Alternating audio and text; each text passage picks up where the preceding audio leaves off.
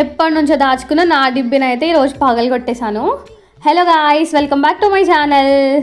ఈ వీడియోలో ఏంటంటే ఈ బుల్లి డిబ్బి ఉంది కదా, ఇదైతే ఎప్పుడో ఒక 10 months బ్యాక్ నేనైతే 20 రూపీస్ పెట్టి కొనుక్కున్నా. ఇదేదో బాగుంది కదా, క్యూట్గా చూడడానికి ట్యాంక్ డిబ్బి అని చెప్పి తీసుకున్నా. చిన్నప్పుడు చాలాసార్లు మట్టి డిబ్బీలు కొనుక్కునేదాన్ని డబ్బులు దాద్దామని, బట్ ఎప్పుడు ఎక్కువ దాయలేదు. కింద చిల్లు పెట్టి మళ్ళీ తీసేసుకునేదాన్ని బయటికి. కానీ ఇది ప్లాస్టిక్ డిబ్బీ కదా, అందుకని చిల్లు పెట్టడానికి లేదు. నాకే తెలియకుండా నేను ఈ మనీ సేవ్ చేశానా అనిపిస్తుంది. నాకైతే ఎంత మనీ అయిందా అని. ఇది చిన్న అమౌంటే కావచ్చు, కానీ నాకైతే చాలా ఎక్కువగా కనిపించింది అసలు.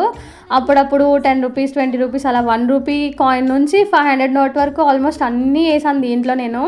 నాకైతే చాలా బాగా అనిపించింది చూడడానికి. ఇంకా కొన్ని డేస్ ఉంచుకుంటే ఇంకా ఎక్కువ అమౌంట్ అవుతుందేమో, కానీ నాకు కొంచెం అవసరం వచ్చి తీసేసాను నేనే. బట్ ఏం కాదులేండి, నేను ఎంత కూడా సేవ్ చేస్తా అనుకోలేదు ఇప్పటి వరకు ఇట్లా డిబ్బీలో దాచుకుంటాను. ఈసారి మళ్ళీ ఇంకొక డిబ్బీ కొనుక్కుంటా. నాకైతే దీన్ని బట్టి అర్థమైంది ఏంటంటే, మన దగ్గర ఒక 10 రూపీస్ ఉంటే అట్లీస్ట్ ఒక 5 రూపీస్ ఆర్ 2 రూపీస్ అయినా సరే మనం దాచుకుంటే తర్వాత ఎప్పటికప్పుడు మనకి యూజ్ అవుతాయి. ఈసారి నుంచి అయితే నేనైతే మనీ ఇట్లా సేవ్ చేద్దాం అనుకుంటున్నా. ఇంకొక డిబ్బీ తీసుకుంటా మళ్ళీ. చాలా హ్యాపీగా అనిపించింది అది ఒక్కొక్కటి లెక్క పెట్టేటప్పుడు. నిజంగా నేను దాచుకున్న డబ్బులు అని చెప్పి ఒక హ్యాపీనెస్ ఫీలింగ్ అయితే వచ్చింది. మీరు కూడా ట్రై చేయండి ఎప్పుడైనా ఇలా ఒక డిబ్బీ తీసుకుని మనీ సేవ్ చేయడం. మీరు కూడా చాలా హ్యాపీ ఫీల్ అవుతారు అసలు.